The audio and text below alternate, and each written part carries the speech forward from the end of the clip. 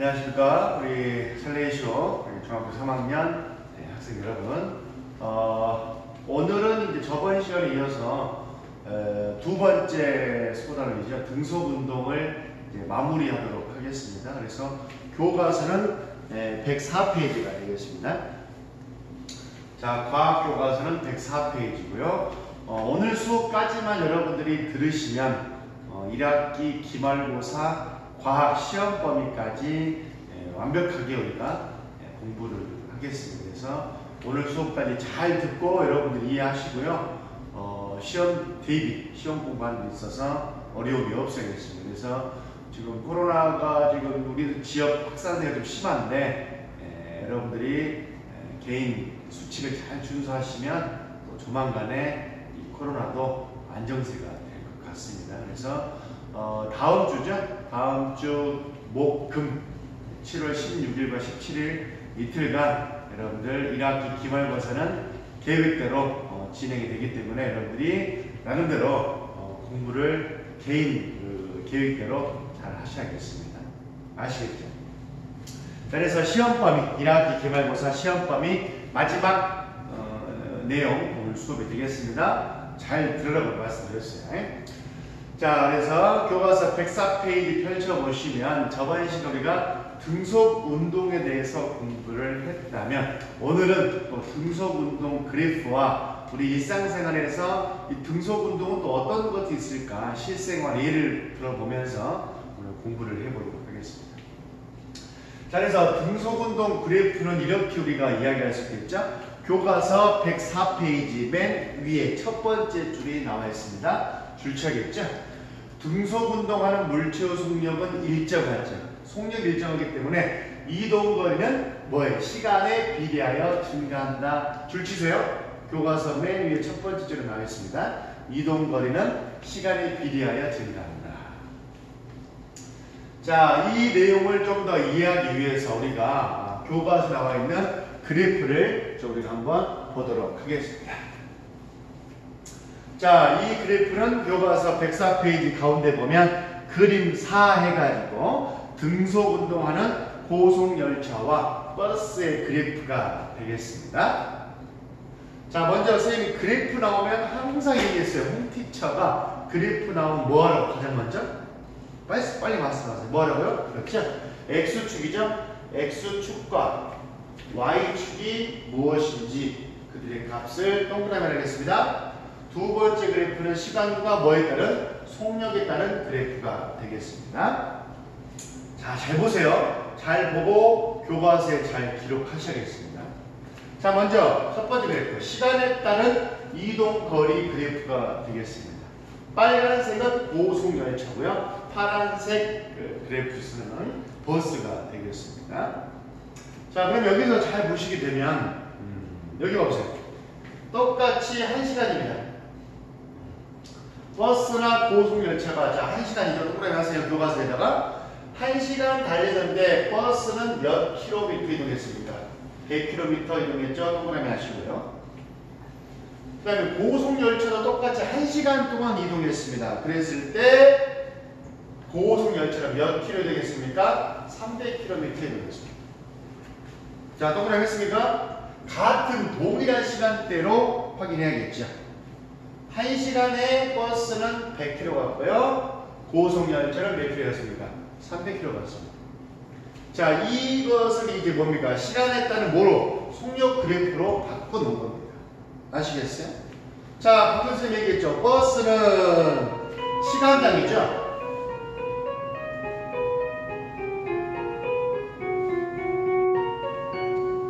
버스는 시간당이잖아. 속력 단위 꼭 중요했죠. 시간당, 1시간당 몇 킬로 갔다고요? 그렇죠? 버스는 100km 갔으니까 속력은 100km/h가 되겠고 고속열차는 어떻다? 시간당, 같은 시간이죠. 1시간당 몇 킬로 갔습니까? 300km 갔으니까 300km/h 속력이 되겠죠. 두 차량 수단이죠. 두 개의 공통점 무엇입니까? 그렇죠? 일정한 속력으로 지금 주행을 하고 있다는 사실이죠. 차이점은 뭡니까? 일정한 속력은 같은 데지만 차이점은 뭐다? 이들의 속력이 다르다. 이렇게 우리는 이야기할 수 있겠습니다. 자, 두 그래프의 의미 해석할 수 있겠죠? 그래서 항상 얘기했지만은 그래프가 나오면 X축과 Y축이 무엇인지를 체크해 놓고 문제를 풀어라. 이렇게 쌤 얘기했습니다. 이거 꼭 기억하셔야 되겠어요. 네. 자, 다 체크하셨다면 자, 바로 물음이 있습니다. 물음. 교과서 104페이지 그래프 옆에 왼쪽에 물음 나와 있죠? 버스가 그림사와 같은 속력으로 운동할 때라고 했습니다. 3시간 동안 이동하는 거리는 몇 킬로미터인가? 라고 했습니다. 뭐 쉽잖아요. 아니, 1시간에 아까 버스 몇 킬로 갔어요? 100킬로 갔죠. 3시간 동안 일정한 속력이 있기 때문에 3시간 동안에 몇 킬로 갔겠습니까? 3배 갔어요. 3배가 됐습니다. 그렇죠. 300km 갔다라고 우리는 쉽게 이야기할 수 있어야겠죠? 맞습니까? 우리가 쉽게 이야기를 할 수 있어야 돼요. 그래서 여러분들이 정리를 해야 되겠습니다. 자, 간단하게 우리가 정리를 해봤고요. 이렇게 해서 물음까지 살펴봤고, 그 다음에 그 밑에 보면 이제 이러한 등속 운동과 관련된 실생활의 예제는 뭐가 있을까? 라고 해서 몇 가지 나와 있는데요. 도움 영상 한번 먼저 보고 우리가 이야기를 해보겠습니다.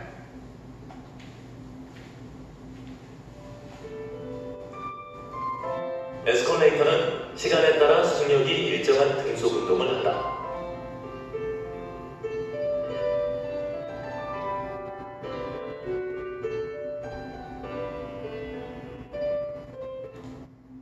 자, 방금 나왔던 도움 영상은 무엇입니까? 그렇죠? 에스컬레이터. 그렇죠? 자, 그래서 우리 지하철역이나 공항에서 볼 수 있는 에스컬레이터. 그죠? 방금 도움 영상에 봤던 에스컬레이터나 무빙워크. 무빙워크는 여러분들이 어디에 있어요? 광주에서요. 그렇죠? 신세계 백화점에 가보셨다면 바로 이 무빙워크가 신세계 백화점 또는 공항, 저기 인천국제공항 있죠? 그런 데 가면 무빙워크 확인할 수 있어요. 다음 컨베이어 벨트는 무엇입니까? 우리가 공항, 비행기 타고 공항 왔다 갔다 할 때 수화물이죠? 수화물 짐이 놓아져서 오고 있는 이것을 그냥 컨베이어 벨트라고 표현합니다. 이 세 가지가 대표적인 뭐가 되겠습니까? 등속운동의 예시라고 할 수 있습니다. 어렵지 않죠? 자, 그렇다면 또 두 번째 물음입니다. 교과서 104페이지 맨 밑에 나와 있죠? 마지막 물음인데요. 일정한 속력으로 움직이는 컨베이어 벨트 위에 놓여있는 가방이 10m 이동하는데 5초 걸렸답니다. 컨베이어 벨트의 속력은 몇 미터 퍼 세크냐? 우리 이거 장난합니까? 너무 쉽잖아요. 10m 이동하면 5초 걸렸대요. 속력은 어떻게 됩니까? 걸린 시간분의 이동 거리니까 몇 미터 퍼? 그렇죠. 2m 퍼 세크의 속력이라고 우리는 쉽게 이야기할 수 있겠죠.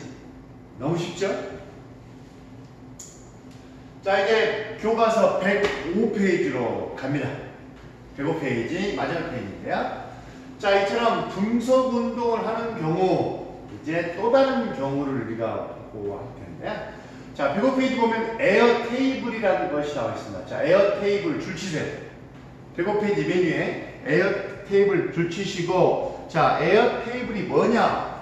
모르시죠? 오른쪽 주석 부분 위에 보면 에어 테이블에 대한 설명이 나와 있습니다. 자, 줄 치세요. 자, 에어 테이블이 뭐냐? 오른쪽 위에 있잖아요. 줄 치세요. 바닥에 뚫린 작은 구멍을 통해 공기를 불어넣어 물체를 바닥으로부터 살짝 띄워 뭐를 없앱니까? 그렇죠. 마찰력을 없애는 장치. 중요합니다. 마지막. 마찰력을 없애는 장치에 별표하시고, 우린 이를 에어 테이블이라고 표현합니다. 자, 그래서 우리 교과서 105페이지 가운데쯤 보면 그림 6이 나와 있죠. 이게 바로 에어 테이블인데요. 자, 왼쪽에 있는 것은 뭡니까? 에어 테이블에 공기가 나오지 않을 때입니다. 공기가 나오지 않는다면 여기 지금 원판을 이 기구로 딱 밀 때 앞으로 나가겠죠. 근데 공기가 나오지 않는다면 뭐가 적용할까? 마찰력이 작용하겠죠. 자, 교과서 첫 번째 그림에다가 써놓으세요. 이 경우는 어쩔 경우다? 마찰력이 작용할 때라고 써놓으세요. 그대로. 그럼 당연히 마찰력이 작용하기 때문에 얘네들 원판이 이동하는 속력이 뭐 할까요? 점점점 줄어들겠죠. 마찰력 때문에. 그렇죠? 그런데 두 번째 그림 봐보세요. 두 번째 그림은 공기가 나옵니다. 드디어 에어 테이블의 역할이 작용되겠죠. 공기가 나오게 되면 아까 얘기했어요. 뭐가 없다고? 마찰력이 작용하지 않다는 거죠. 두 번째 그림 써보세요. 마찰력이 작용하지 않을 때라고 써놓으시고요. 이때는 어쩐다? 마찰력이 작용하지 않기 때문에 일정한 속력으로 원판은 운동할 수 있게 되겠습니다. 그래서 두 가지 그림 중에서 어떤 것이 등속운동이다. 그렇죠? 마찰력이 작용하지 않는 두 번째 그림이 대표적인 등속운동에 해당된다라고 우리 이야기할 수 있습니다. 되셨죠? 자, 두 번째 또 다른 등속운동을 살펴보기 위해서요. 또 그림을 보게 되면요. 이제 힘이 작용하지 않을 때 물체 운동이 되겠습니다. 자, 운동하는 물체에 힘이 작용하지 않으면 이라겠습니다. 운동하는 물체, 여기 이제 대표적인 아이스하키 선수의 글이 나와 있죠. 이때는 등속운동을 계속한다 이거죠. 얼음판 위에서 아이스하키 퍽을 스틱으로 팍 쳤을 때 이 퍽은 무슨 운동한다? 등속운동을 한다라고 나왔습니다. 교과서 여러분들 105페이지 가운데쯤에 나와 있죠. 자, 결국 이때 마찬가지 스틱으로 퍽을 친 직후에는 뭐가 거의 작용하지 않는다. 마찰력이 거의 작용하지 않기 때문에 이 아이스하키 선수가 퍽을 탁 치게 되면 마찰력이 거의 받지 않기 때문에 일정한 속력인 등속운동을 하는 또 다른 대표적인 예시가 되기 때문이죠. 자, 방금 두 가지 예시를 봤어요. 에어 테이블과 아이스하키 선수의 퍽을 치는 두 가지 모습. 결국 핵심 포인트는 뭘까요? 여기 뭐가 작용하지 않아야 되는 거예요. 그렇죠. 마찰력이 작용하지 않았을 때 비로소 그 물체는 무슨 운동? 등속 운동을 할 수 있다는 거죠. 요거 잘 체크해 주세요. 마찰력이 작용하지 않아야 된다는 사실이 이 두 가지 현상의 핵심 포인트가 되겠습니다. 되셨죠? 자, 이렇게 하면 오늘 등속운동의 그래프와 그 다음에 실생활의 몇 가지 예제를 통해서 등속운동에 대해서 알아봤습니다. 어렵지 않았습니다. 자, 그러면 바로 오늘 또 끝내볼게요. 105페이지 밑에 보면 스스로 확인하기 1번과 2번 문제 있습니다. 오늘 이것까지 끝내려면 반지 안 내줄게요. 자, 시간을 드릴 테니까 자, 스스로 확인하기 1번과 2번 지금 바로 풀어보십시오. 시간은 2분만 드리겠습니다. 자, 시작하십시오. 자, 다 풀어보셨어요? 먼저 그림 1번, 스스로 확인하기 1번은요. 그림 4, 아까 봤던 거 있죠? 그림 4 그래프를 통해서 고속열차가 150km 지점에 도착한 다음 얼마의 시간이 지난 후에 버스가 같은 지점에 도착하는 그림이에요. 아까 고속열차는 1시간에 몇 킬로 갔어요? 그림 봐보세요. 104페이지. 그림 4를 보면 고속열차는 1시간에 300km 가는 거예요. 근데 고속열차가 150km 지점 도착했대요. 몇 시간 만에 온 거예요? 그렇죠? 30분 만에 도착했겠네요. 이렇게 접근하면 되겠죠? 그러면 얼마 시간 지난 후에 버스가 같은 데 도착할까? 그렇죠? 1시간 되겠네요. 되셨습니까? 1시간 지나야 되겠죠? 그 말은 방금 선생님이 설명했습니다. 그래프를 가지고 설명했는데요. 결국 버스의 속력은 시간당 100km였죠. 그러니까 150km를 가는데 걸린 시간은 1.5시간입니다. 그럼 이미 고속열차는 30분 만에 150km 왔기 때문에 1시간이 더 지나고 난 뒤에 가야지 결국 그 버스와 고속열차는 만나게 되겠죠.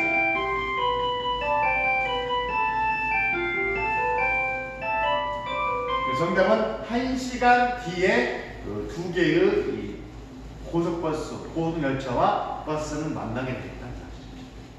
자, 어렵지 않죠? 그래프의 의미만 해석하시면 되겠습니다.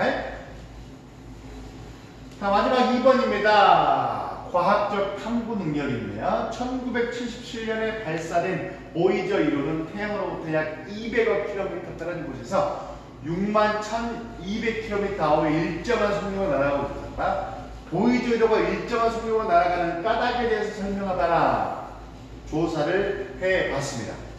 이렇게 이야기할 수 있겠죠.